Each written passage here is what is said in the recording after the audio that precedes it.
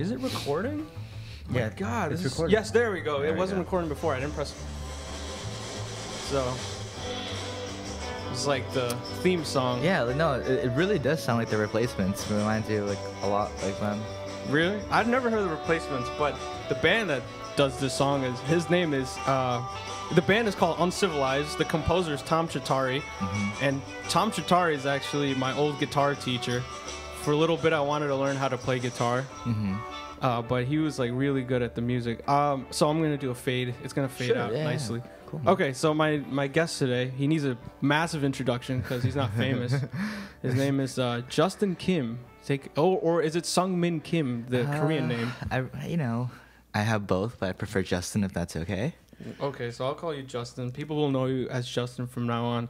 All But right. professionally, you're Sungmin Kim. Yes, professionally, legally, and semi-professionally. Right. Yes. So you're a Korean boy. You're from the South Korean area. You're from the DMZ, actually. Because Seoul is pretty close. Yeah, I actually am. Yeah. So you're demilitarized for all intents and purposes. Yeah. I'm gonna just point this more at you. Sure. There you go. There you go. Yeah.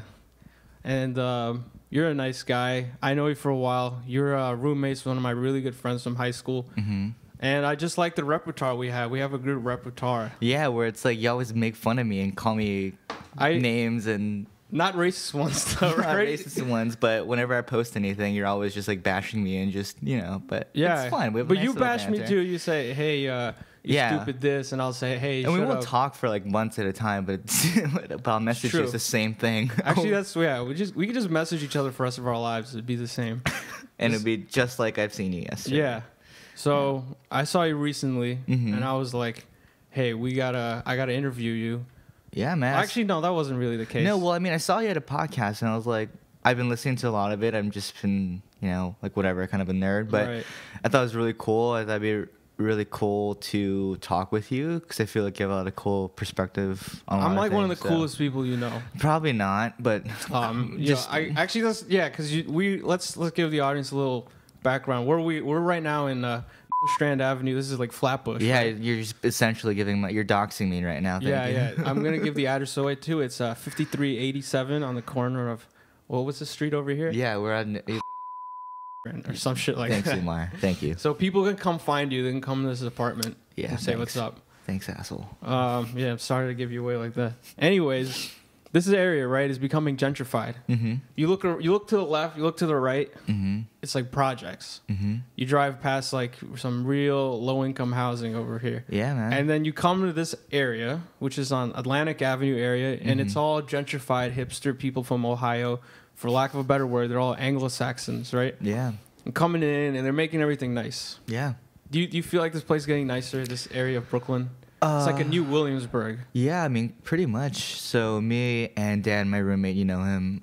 Yeah. We moved here about like 3 years ago, at the end of 2015, and it was Yeah. crazy. It's nothing like this. There were no shops, barely any places to really go out. Right. We just wanted to move out here because A, it was really cheap, and B, it was right off the AC train, which takes us both to where we worked. But it's crazy, like, you see the change happening. Like, whenever I get off the A train, it used to just be, all these families and, more minorities coming out to where I lived. Yeah.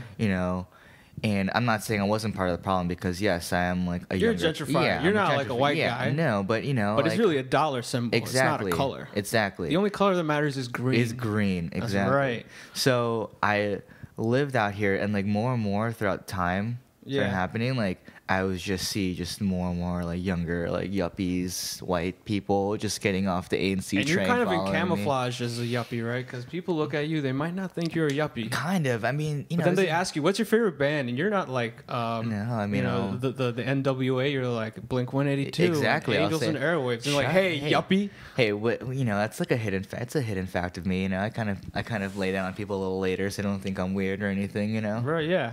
But Let me get into this. You're also a nurse, right? yes, You were a nurse. You went to the New York University. Yes. But you're actually originally from I was about to say Ohio, Hawaii. Yes. Right? Yes. You're a Hawaiian guy. You used to surf all day. No, I never. I tried once, and then my friend took the board away from me because I almost drowned. Really? Yeah, I almost Damn. drowned. So you lived in Hawaii, you only surfed once and almost died. Yes, I've body surfed. I've tray surfed or whatever that's called. It's a boogie boarding, right? Yeah, and boogie boarding. Well, there's one where it's like body surfing where you go close to the shore so you don't get sucked out too far. Yeah. But basically you ride the wave with your body for like 2 seconds and then the entire wave slams on top of you. And it's like a 50-50 chance of breaking your neck. It's kind of Oh, wow. Depending on how big the wave is, Damn. but yeah, it was pretty scary and fun just cuz I was really young when I did it, but Right. I wouldn't do it now. Damn. Yeah. Well, I've always wanted to be a surfing guy, but I've always been body conscious. So you've definitely got the body for it. No. I still have a You've been gut. working Like, out. if I just show what am I doing here? Almost stopped the live stream. Oh, by the way, Vivek says, "Is that Justin? I hate him." Hi, Vivek. Yeah. People already hate you.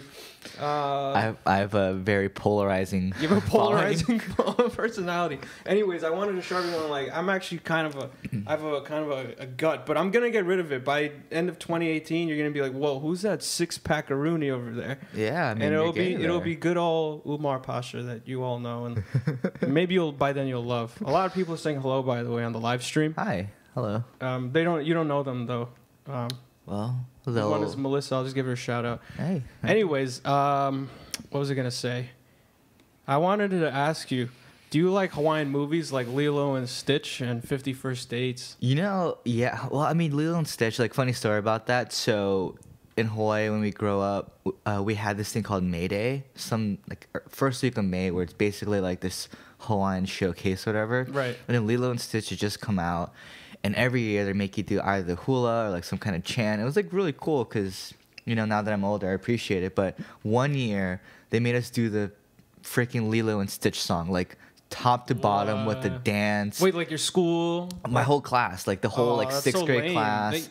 Yeah. They make you sing it, and then like, because some kids from some private school on the Big Island sung it, they're like, Yeah. you have to sing it. It was pretty lame, but it was just cool. Like I got to learn some Hawaiian words, got to do some dancing. Like Ohana means family, right? Yeah.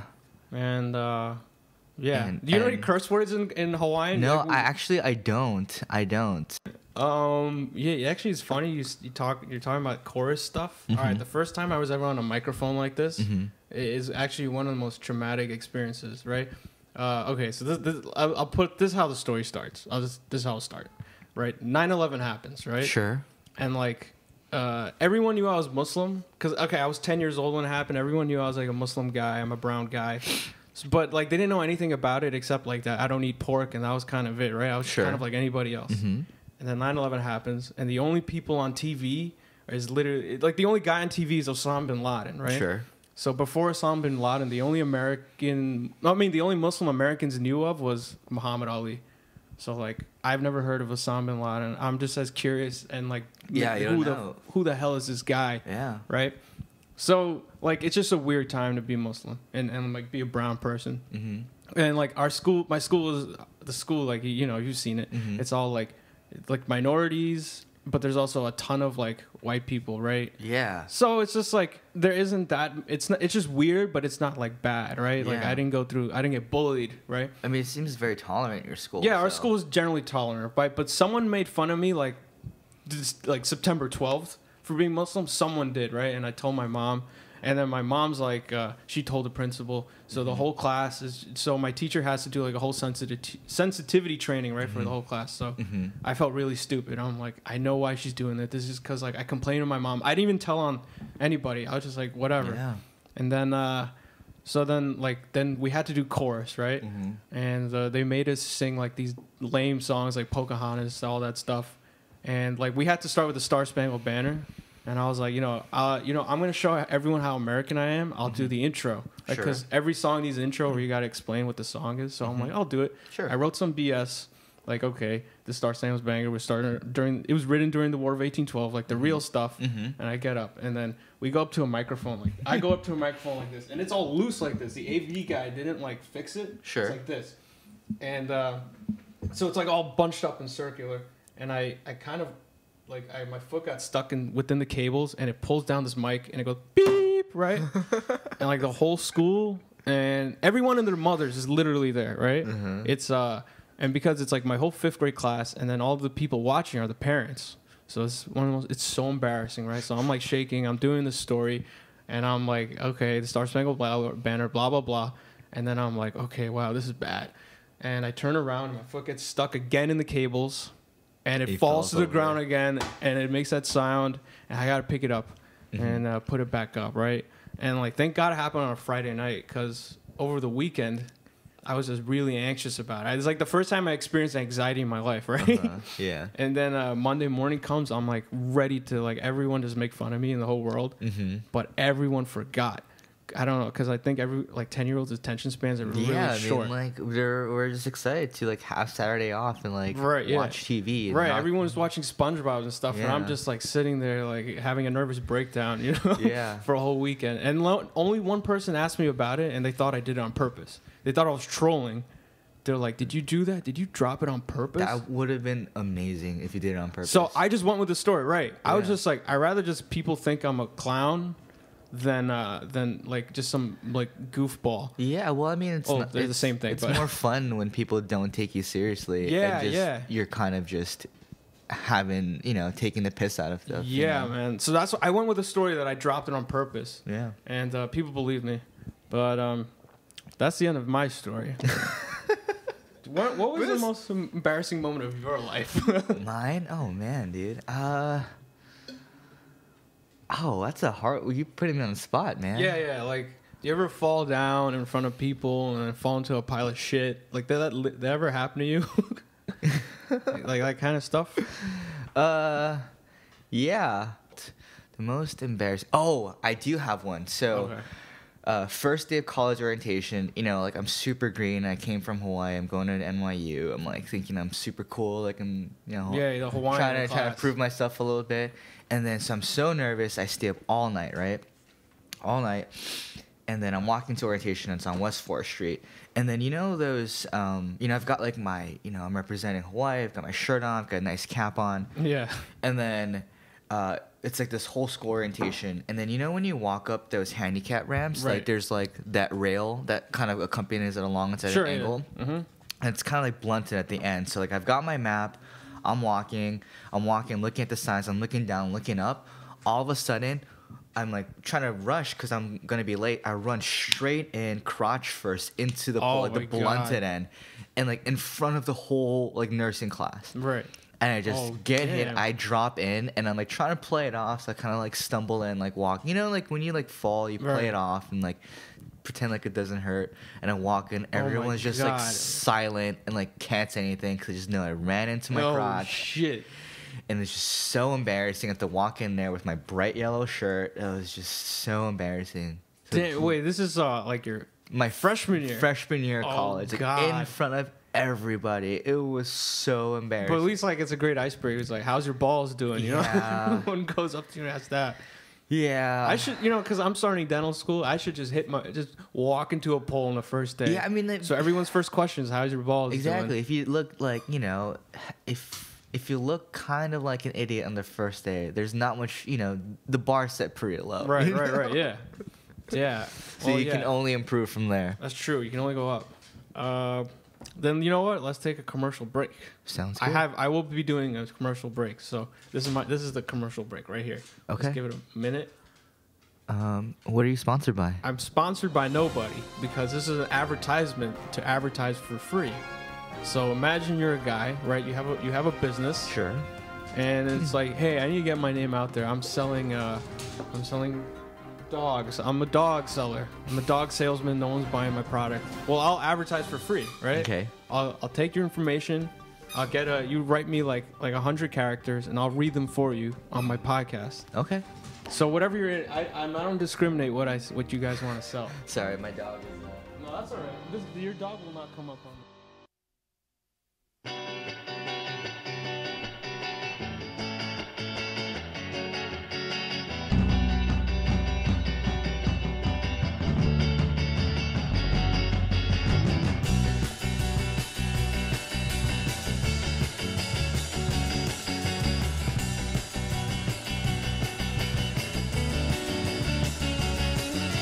So yeah. Is that your friend's band? This isn't like, so the guys that made the song aren't like anybody I know personally. This band is called Da Pop, DA space Pop. I guess like the father, Da Pop. Yeah. They're pretty cool. I mean, I was like, I really like the song. I was like, You know what's funny though? You got me into so much like good music. Like I remember when you showed me like Mac DeMarco. I was like, dude, this guy. I showed you Mac DeMarco. Yeah, this guy's Really? hilarious, man. He's so good. I think you mentioned him like when he was like a lot smaller, and then like you showed me a song. I was like, oh, this is like super weird, but I like wow. it. It's really cool. And I always like your taste in music. Very indie. I've always had a good taste in music. Have you? I mean, it's okay. I mean, it's a No, lot. shit, Some of it's fuck. like out there, but you know, No, but my music taste is very like stuck in between the years of like 2005 to 2010. Literally, all my favorite music is from a 5-year span of music. So like, Well, I mean, I feel like that's like your formative years. It's like when you like realize like what type of music you like. true, right, You right. know, like when you're in middle school, high school, it's like, whoa, this like defined me. Like when you're growing up, you know. That's true. Oh, Yeah. let's get back on what I wanted to ask. Yeah. Sorry. So. Actually, what the sort of thesis of this podcast is? Yeah. You're a Korean in America, right? That's a minority. Sure. And like the show is called American Chai, Yeah. right? It's all about like just like with the minority experience in America. Yeah. Well, do you feel like you're part of America?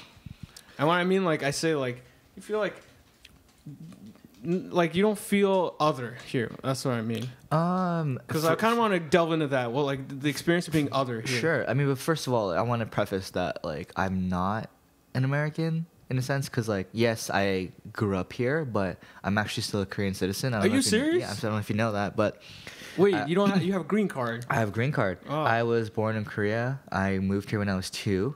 Yeah.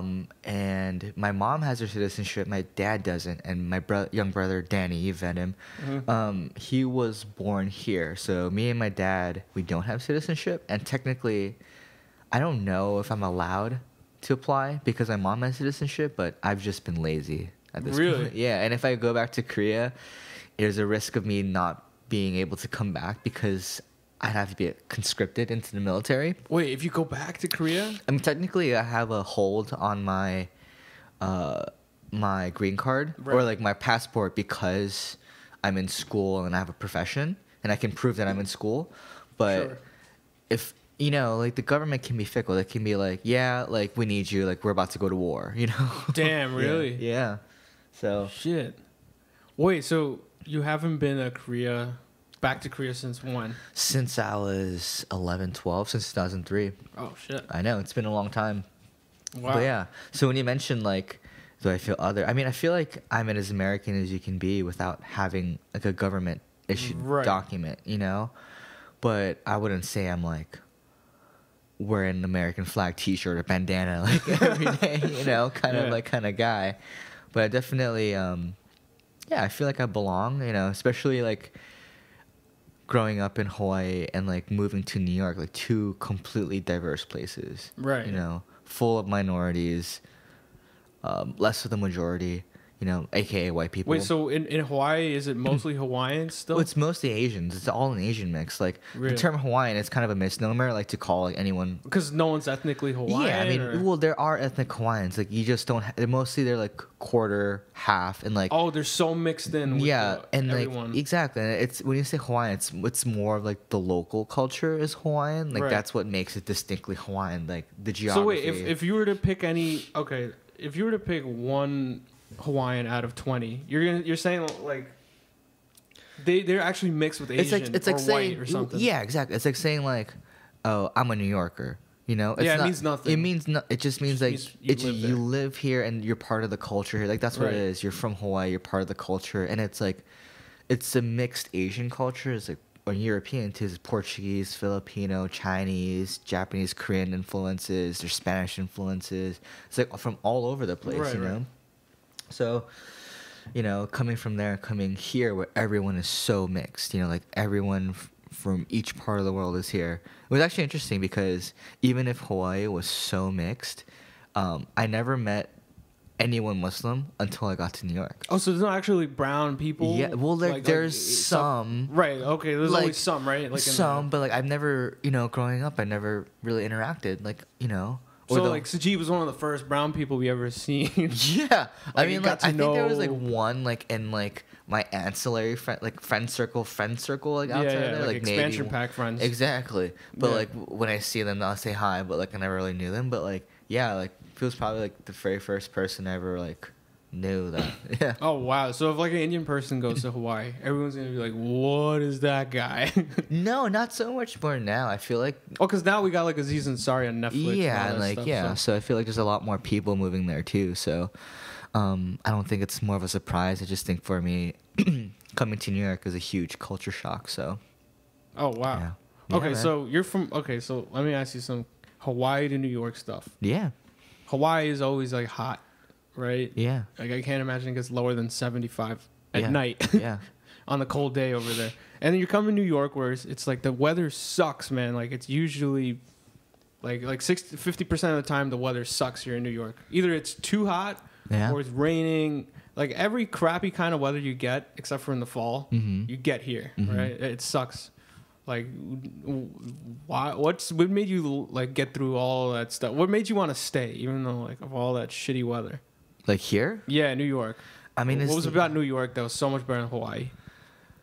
just life, man. Like, I mean, I can go outside and something's happening 24/7, or I can go do something, and it's just for me. I guess I grew up on New York as kind of a caricature. Like, Right. it was an idea. It was like you watch TV, you watch movies. This is like the epitome of like American life, like this Right. urban, like Like New York is more New York than yeah. what you could imagine in the TVs. Right? Exactly. Like when Mhm. you get here, it's like this, it's like stupid, but it's like the feeling that, being part of something and you're part of the city. And like, that's Oh. kind of like indescribable. Like for Hawaii, like being from there, like, yeah, it's cool. Like, I grew up there and like great weather, great people, great food. It's like, I'll never like forget it. And like, it's always Right. home. But for here, I feel like this is just like the epitome of like what America kind of should be in a sense. Like where like everyone kind of lives here together. Right, everyone gets along. Gets along. There's like everything available, and I don't know. And like once I stayed here, I haven't left. I mean, I did leave for a year for Atlanta. I'm sure you know that. Oh, yeah, But you were working Yeah, there, I'm though, working yeah. Atlanta. But yeah, it's definitely home. I can't imagine like being anywhere else right now. Right. Yeah. So wait, you went to Atlanta first, right? Right out of college. Yeah, I mean, well, Sandy happened, right? Oh, yeah, yeah. So NYU like went under because like all their generators were in their basement. Right. So, Yeah. basement flooded. Yeah. Go figure. And a lot of hospitals like had a hiring freeze. Oh, shit. So I did not want to work in specific units where Yeah. that was just my personality. And at the time I was pretty mobile, so I decided to pack my bags and go to Atlanta and work for a little bit. And then the opportunity came up to come back to New York, so I took it. Plus I Oh. couldn't live in Atlanta for that much longer. Oh, man. I know Atlanta was a little rough, especially after living in New York for so long. Right. I asked this to every nurse. What's like the weirdest thing you've ever seen? Oh, weirdest thing. I saw an iPhone charger in a guy's stomach. No way. What? An you mean X-ray. He like swallowed it? I asked him, like, the wall piece too. No way. I swear to God. So he came in, like, his complaint was, I swallowed a charger. So I was like, okay, Oh my sure. God. I thought it was the cord maybe, or like a piece of it, right? So, the doctor, like, gets the x-ray and, like, we both look at it together. Right. In his stomach, you can see the wall charger, the prongs, and the line still attached to it, like, going around his stomach, like, following his intestines. And I Wow. asked him why. He's like, I was just anxious, bro. I was like, what? Oh, that means he was on meth or something. Something, but like I didn't stay long enough to find out because my Right. shift ended. But just Yeah. looking at that, I was like explaining to the nurse, The charger, giving too, report, man. being like, "Hey, this guy swallowed a iPhone charger." Like With the wall with the wall plug in, bro. yeah, it's pretty crazy, man. I mean, the type of stuff people do to their bodies, and yeah. What? Well, that was in Atlanta. What about here? in New No, York? that was in New York. Oh, that was in New York. Yeah, I was Wow. in New York. Yeah, I had a couple of people that came in who've injected their penis with like it's like liquid Viagra. Is it the best I can explain it? What? It's like IV form of like Viagra, and just come in being like, yeah, I've had an erection for like Oh. 12 hours. It's like, Wow. I know, like just like people, just the things that they do to their body, and they, I mean, like, Wait, that's happened more than once? It's different happened people, not the same guy different- coming in. no. Like, it's Charles again with his No, long erection. yeah, no, yeah, it's happened quite a lot. Wait, so it's like an epidemic of people injecting haven't Viagra in their PPs. I haven't seen it in quite a while. Okay. But But like, if you've seen it more than twice, that's so weird. That's so alarming. I mean, to put a needle into your body is really scary, but then Yeah. like into your PP. yeah, and I've had like some people like come in like asking for like rectal exams. Like, No, oh, wait, just to see if anything's wrong. yeah, like and then like or ask for like temperature, but like they wanted in the rectum. Wait, so And you needed to take someone's temperature. You could have done it under their tongue. No, but they asked for it. I was like, Wait, so the guy's like, I don't know. Wait, can you just put it in my Just- butthole? Because that's a better yeah, reading. Yeah, and then like That means this guy. then, Oh my god. and then I come out and the resident or the doctor comes in. He's like, dude, that guy has an erection. Of course, I was like, yeah. That's the only reason he would ask. Like, excuse me, nurse. I prefer it in my butthole. yeah. Oh my god, man. Wait, okay, like you know how in Master of None, there's like it's a really subtle scene that I don't think a lot of people care or talk about, right? It's where what's his face, Aziz Ansari's dad takes a phone call and he's like, Oh, yeah. the patient got cucumber in the butthole. Oh, cucumber in the butthole. Yeah. You ever clean up a homeless person? I try to avoid those situations when I can. How do you avoid it? Because like, isn't it just like first come first serve? Whoever's Yeah, not they'll working. assign it to you, or like, Like, if we'll have help. You Or like, smell a homeless person and be like, oh. I'll try not to do it myself. Like, I'll try to recruit other people. Like, hey guys, let's do it you together. can't leave me. to do Exactly, this. Yeah. exactly. And like usually people they'll feel bad enough, so they'll help me. So Yeah. One time I heard my aunt's a doctor and she said one homeless guy came in Mm-hmm. and he took his pants off and it was just maggots. yeah, eating up you his know what? leg. Luckily, I've never. Oh, it's gross, man. I hate stuff. I've heard stories like that, and Right where you there's maggots in people. luckily I've avoided that situation, and just I can't imagine like what I would do. Like, there's a lot of things I can tolerate. Gross things I'll tolerate, love to tolerate it, but Right. bugs and stuff like coming out on people's skin That is is- just not. I can't do that. Yeah, right. Because you didn't sign up to clean up bugs and stuff, right? You're like Yeah. the blood and saliva. That's okay. Yeah. And that's like I don't mind that stuff either as a profession, but yeah, bugs. If I'm I'm going to dental school. If I see Yeah. a bug in anybody's mouth, Yeah. I think I'm running, bro. God. I'm like, I'm sending you to a specialist, bug expert over here. So I was gonna ask you, are you excited for dental school, man? Actually, I'm okay. So I am okay. So that's a good question because I am excited because I'm very excited to be meeting a lot of new people. Right, I'm excited to be in a 100. It's a 100 people class. Yeah. And I don't really want to say where it is right now. Maybe Yeah. some other day Sure, because sure. I don't know what I want to do with the whole Yeah. dental school aspect of Yeah. my life, right? Anyways, it's 100 people. You'll get to know everybody, but it's not too small where everyone's in your face. Like, Like you can be clicky if you want. yeah, you can be clicky if you want. You don't have to talk to everyone. You don't have to include everyone, right? And I don't want to be everyone's friend. Like I just kind of a filter on people. Like, Sure. as if like you don't vibe with. I have a very specific vibe sometimes, and like if people don't like reciprocate my warmness, Yeah. like I hate them. Just like I hate Like, you. I'm a very warm person, but if you reject my warmness, I'm like you're rejecting me and my soul, right?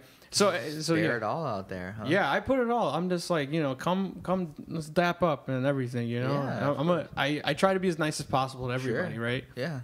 But like, you'll just always encounter somebody weird. So that's why I'm like 100 people's good. But I'm actually kind of very nervous about the course load because everyone in dental school seems to be very scared and they just have horror stories of gross anatomy, whatever that is. I'll learn about it soon. I mean, it'll But, be fine. I mean, like, you worked hard to get to this point. I mean, like, Right? Yeah. you know, I think once you made a decision to go back, which I respect because, you know, Right. it took a couple of years to Right. Well, yeah. I guess Yeah. if someone doesn't know, like I majored in film, yeah. right? And Yeah. I spent like my 4 years of undergrad just lollygagging. Yeah. Yeah. Although I did love your films though, like the 35 millimeter stuff that you did. Oh, like, you did? Oh, or thank you. 16 ones Yeah, too, yeah. like very grainy. Like I love that stuff. It was Yeah. sick, man. So yeah, like like I like to do films Mm-hmm. and stuff, but like it was just too heartbreaking of a industry to be in, right? Like so, like my As a cousin. minority. minority too. I mean, I wouldn't even. Yes, being a minority is a handicap's not the right word, but it doesn't make anything better. I'd say that much, right? it doesn't give you points. It doesn't give you points, right? You like Sure. film is cliquey as fuck. It is if someone's your father's friend, you'll get the job over people that are more qualified. It happens all the time. It happened to me. Like I was I worked at a radio station. I'll get into that some days. Sure. Actually, maybe I should just get into it now. So I worked in the Howard Stern show. I worked at the Yeah. Howard Stern show, right? Yeah. It's a great experience. Like I don't regret it at all. But like people, you would get hired over people because that's my roommate's younger brother. He's gonna get a better role at this company, and Wow. I was like, you already have me doing this shit, and then you're gonna just boot me out. I don't know. It's just like it's very cliquey. A lot of people did they said like you're a minority, you should use that to your advantage and all that shit. But I was like, okay, look, if I work this hard to get my own show or radio show or that kind of thing, I might as well work really a little bit harder and go back to school and try to build a better future for myself. Yeah. Because like I could like struggle and have a show or whatever, right? And no one might like it. No one might like the show I'm doing right now with you, right? I like it. Yeah, you like it, but maybe like our 4 friends like it. Yeah. Right, but like if nothing comes of this, whatever. This isn't my This is like means, right? Well, this is like your. This like, is I'm doing this project. for me. I Yeah. wanted to hang out with you and talk to you, right? Yeah, it's cool, friends. This is like at the end of the day, like at least we have a time capsule of what this was in 2018. That's very true. I didn't think about that. Right, like that's why I don't care. Like right now, I'm not trying to build an audience. Like I just want to get used to this shit. I want to learn how to be fluid with the podcast. Yeah, it's cool. So, but that like right, like if they were to give me a show, they're like, Umar, you're so cool, right? Like in my fantasy, right? Umar, you're so cool. We want to give you a show here at the Howard Stern channel. It'll be right after Howard. You do your show. Right? Okay, then what happens? Everyone gets jealous of you. It's a very jealous place where people don't like other people's successes. How was what's his name, Artie? Artie Lang, I wish he was there. He actually, because he's a heroin addict. Yeah. He was off the show like a year before I got on. Did he ever guest while you were there? No, he's a persona non grata. Like they did not let him back on. Howard Stern has like put him in the past and forgotten completely about Artie Lang, but he did come in to visit. Really? And obviously he didn't give a shit about my existence. Yeah. He like walked right past me and talked over me and stuff because he was there one time to say hi to the whole crew. Yeah. And that was the only time I saw Artie Lang in SiriusXM while I worked there. But like, dude, when at Howard Stern, I would see celebrities every day. Yeah. You go to the bathroom. Yeah. Oh, Hugh Jackman's in the hallway. Yeah. Oh, I gotta go downstairs pick up a package. Oh, Bon Jovi was literally in the elevator with me going on my last day. Lupe Fiasco Wow. was in the elevator on my way out of there. Were you interning there, or were you like? So I interned there for like a semester, Okay. and then they hired me. Wow. Shortly after. That's crazy. And actually, it's a funny story how I got. I mean, like there was an intern that was more popular than I was, right? Okay. But she was dating one of the guys that worked in there. Ooh. So I guess that kind of was like A no. a no. I don't know if they really wanted to hire someone that was dating, so because it's like a higher up producer was dating an intern. Yeah, it's the So power dynamic. they didn't want that. And maybe that's kind of why I got chose at the end. Because like I was actually very friendly with everybody. On my last day as an intern, I gave everybody $5 Dunkin' Donuts gift certificate card. Yeah. And it made me look pretty good. So I was like in almost everyone's good graces as an intern. So that's why I guess they let me work there. That's cool, man. The only person that never liked me at that show, funny enough. Howard Stern. No, Howard Stern, I only spoke to him 3 times while I Really? worked. My desk was on the other side of his office. Yeah. Because he has his office where he Yeah, sits and he has sure. a desk. It was on the other side of his wall. Yeah. But I had to be very quiet because he used to meditate after the show. Like he would just sit there and go hum or whatever. I don't know. I don't know. Sure. But he used to do transcendental meditation. Yeah. I had to be quiet. So yeah, I only spoke to him 3 times there. Actually, during the we had a what's it called? A Christmas party. Yeah. I was like, everyone's like just wasted except for me because I don't drink. Yeah. And Howard Stern's just walking past me. I just go up to his shoulder and I'm like, hey. I'm really awkwardly. Yeah. He probably had no idea who he was. Like, Yeah. I just started working there, like as an official employee. probably never seen my face before, or he saw it once and forgot it. Yeah. And I'm like, oh, yo, I'm having a great time, sir. I'm having a really good time. Thanks so much for throwing this party. I'm loving this. Yeah. And he's like, oh, good. Are you enjoying the sushi? Right? Yeah. And I'm like, yeah. He's like, awesome, man. Good to see you. And walked away. And I was like, that's really cool because it's like, it's Howard Stern. Like, I looked up to him so much. He could easily brush you off too. Yeah, because he could have just said, go away. Right, but he threw the party and he shows up and he stays till the end. You know, like he's the type of guy that doesn't really care for his employees, but like he won't be rude to anybody, right? Because he knows he's like the star of the show. And right, yeah. Like he doesn't care to. Any like celebrities were they like any like mean to you at all? Like anybody just like you know what's funny? Okay, so the only celebrity there. So Aaron Eckhart, you know who Aaron Eckhart? Yes, the Two-Face. Two-Face, right? Yes, that's how Aaron Eckhart thought he was hot shit, and this is during the movie he was promoting I, Frankenstein, right? Like a movie no one remembers or even gave a shit. It's a bad movie that you see on an airplane. Sure. He thought he was hot shit, right? He thought he was an A-lister, and he's really like a B- lister. Who's handsome. And he was really mean to one of the interns. Like, he was like, go get me a coffee, right? Really? And the intern comes back, and he's like, oh, I'm Aaron Eckhart. Look at me. And, like, it was the funniest thing, because Aaron Eckhart could definitely hear the intern making fun of him. Because it was, like, right outside the hallway. Yeah. And I'm like, dude, he can hear you probably. Get the hell, go back to your chair. And I thought it was so funny. So Aaron Eckhart was the only one that I know that was really mean to the interns. Other than that, like, either they were the celebrities there like just didn't give a shit, or they were really nice. Like Louis C.K. So like pre Batman. Yeah, well, he's probably a Batman back then, you know. Yeah, secretly, right? Pre open pervert. Yeah, right. So bad and guy. Like and I'll say this, like it's weird. It's a really weird thing to do for anybody, right? But it's like I can't wait till he puts out a stand-up comedy, like just his rebuttal to everything. I just can't like. I mean, like yes, he kind of like apologized. He read his like thing in the Times, but like.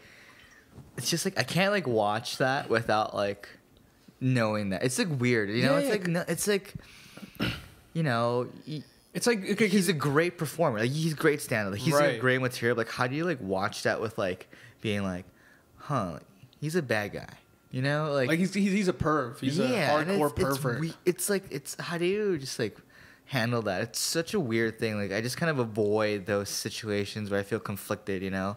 Right. So. Yeah, you mean like you wouldn't watch him? Like I haven't watched Louis like the show since like I didn't. I gotta watch it just to see if it's weird because he's such a like upstanding dad. Yeah, sure, right in the show, in the show, right? Not I don't know about but real I mean, life, like but. You know, like his comedy stuff. It's like a little weird, and it's just weird to know that he's a bad man. You know, right? Like he takes advantage of his in such a weird way. Yeah, but he was nice. He was super nice. So the first time he didn't give a shit about my presence, but I was like, I gotta tell him how much I loved his. He did it was a stand up live at the Beacon. Oh, he did the Beacon Theater, and that's one of my favorite stand up like top 10 specials ever. I told him straight up. I gave him his coffee, and I was like, sir, I really loved you, the live at the Beacon stuff. He's like, oh, thanks, man. And he didn't even make eye contact with me. And that's the first time I met him, right? Then the second time, like it was a year later. Maybe he remembered you. He did not. He had no recollection of me, right? Sure. Like, I was like, okay, maybe being brown, you would remember a brown person being at the Howard Stern show. It's just kind of an anomaly, right? Yeah. Can you remember, like, how do you not remember an anomaly like that? Sure. So he's in there. I go up to him and he's like, "Oh, can I get a coffee and can you give it to me right away?" Because I'm like, because he was ready to go on in about 20 minutes. He got there late. Okay. A little bit late.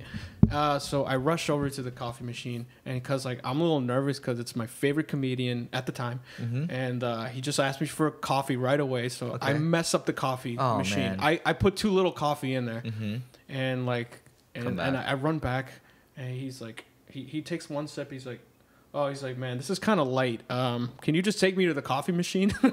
And like, he was just really cool. And Yeah. so me and him walk over to the coffee machine. Yeah. And it's really cool because I felt like I was in the TV show. It's Louis. He's What- there doing shit. I'm showing Yeah. him how to use the Keurig machine. Yeah. Like, he kind of knew it already. I don't know. He It's a Keurig machine. I mean, Right. I guess he owned one. But he kind of knew. I was just showing him around. How do you mess up a Keurig machine? Why don't you just put the pot in and close it? I set this. I just put too little in it because I was like, he runs it right away. If I Yeah. put out the full, if I put the full setting, it's gonna take forever to brew this stuff. Yeah. So, we were just standing there waiting for the Keurig machine to finish, and he's just like, so, like, what do you do here, man? And I was like, oh God, I feel like I'm on the TV show. It's Louis talking to me, asking me what I do here. Yeah, that was a surreal moment. I told him how much I love the show, Louis. Oh, there's a poor connection. Anyways, Yeah. it stopped, and it was really cool. And I was like, I don't know if you remember me from last time, last time I was Yeah. I was Probably telling was you. like, no. And he's like, no, I don't remember. I'm like, oh, okay. Cool. And you know what's funny? That was like the moment I realized that I'm not making connections here working at the Howard Stern show. Like, I'm meeting a lot of celebrities, but they're not even remembering my existence. I'm sort of stagnant here within the corporation of Howard Stern. Yeah. And that's when it came to my head that, like, you gotta make a move. It's gotta be something that you know is gonna work out, because like I was only at that point I was there for like 18 months, and I'm like, I'm already running out of What runway. was your title there? Associate producer? Okay, so on like a work document, like Yeah. on a W-2 or 1040, I was receptionist, right?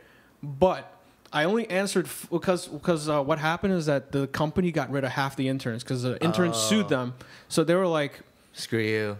so they hired less interns and hired me, right? And they were like, we just need you to fill in for the interns. So that meant picking up the phone and stuff like that. So Sure. I was receptionist for 3 months, but then I stopped answering the phone all completely after 3 months because they started giving me real work. Like, I was doing research. Sure. Like, hey, Roseanne Barr's coming on. So I'd spend like hours looking for Roseanne information. Like, that can actually kind of suck sometimes because sometimes you're giving someone like Pitbull, and I hate Pitbull, and I'm spending 8 Mr. hours. Worldwide. What? Oh yeah, Mr. International, Mr. Worldwide, yeah. And he sucks, man. And I'm like, I'm in charge of doing the research for him. Okay. On top of that, You're like a rap genius's lyrics. oh yeah, like I'm looking for dirt. I'm looking for just a biography. So I'm writing a Wikipedia page that doesn't exist. Like, I'm compiling a shit ton of information, finding the most entertaining tidbits about him.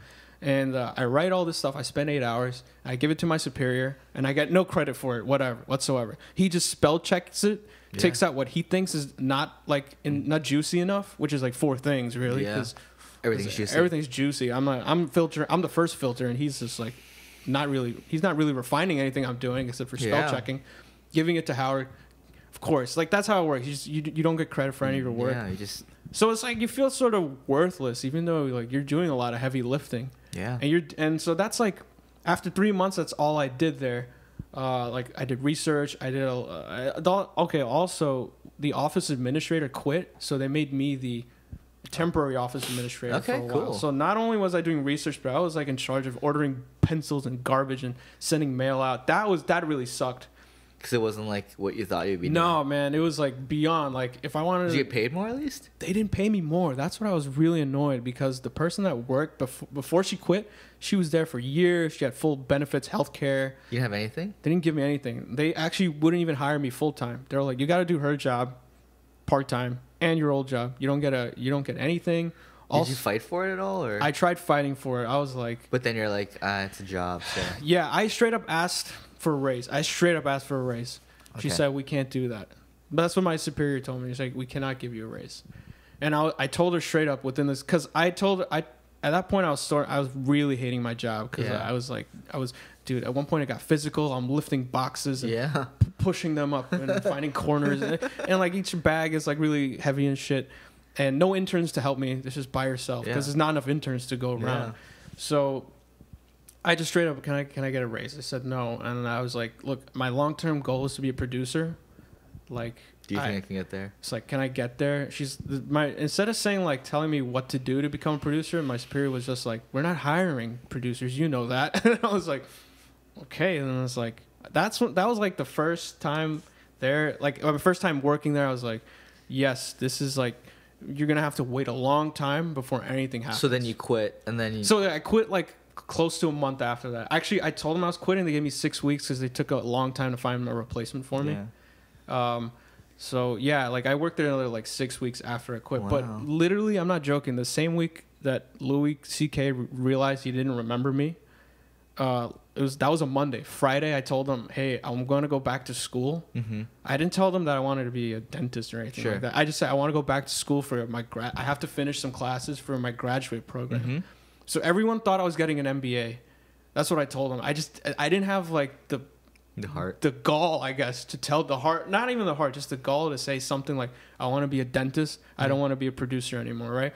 Because even in my own head, I was like, you're making a radical change. And like, I was telling myself, like, I don't even know if this is going to work out. Yeah. I'm taking a massive gamble by leaving because I did want to work part-time, but they said, we can't do that. We can't, like, your schedule is not going to work with our part-time shit. So I said, all right, I'm leaving. And so I told everyone an MBA. Some people are like, congratulations, like you made the right decision getting an MBA. That's gonna help you out. Sure. Except for one guy, the executive producer, looked at me. He's like, he said it in a nicer way than this. He said, "There's a million MBAs already. What makes you special?" Like that was his message to me. But maybe you thinking that like you were just wasting your time or something, just being like, you know, you have an opportunity here. Like why? That's probably what he was thinking, right? But he didn't like me, so that's kind of what he was saying. Like he's like, you're not idiot. a special snowflake. Yeah, he's like, what do you think an MBA is gonna do for you? Yeah. He's like, so because he smirked when I told him MBA, and that was the last thing I ever spoke to him while I worked there. Actually, the executive producer is a very famous guy. His name is Gary Delabate. If you actually know the show, then it's like that's the number 3 person at the show. Yeah, like he's like in the office. He's like giving commands constantly, like find this, do that. He never liked me because I screwed up. I was supposed to give him a message as an intern. My second day there, I screwed up a message. I forgot to get someone's phone number from the phone. He's like, get the phone number. Oh man. So yeah, that was like, I mean, like I got a million stories from Howard Stern. I guess that's all I'll say today.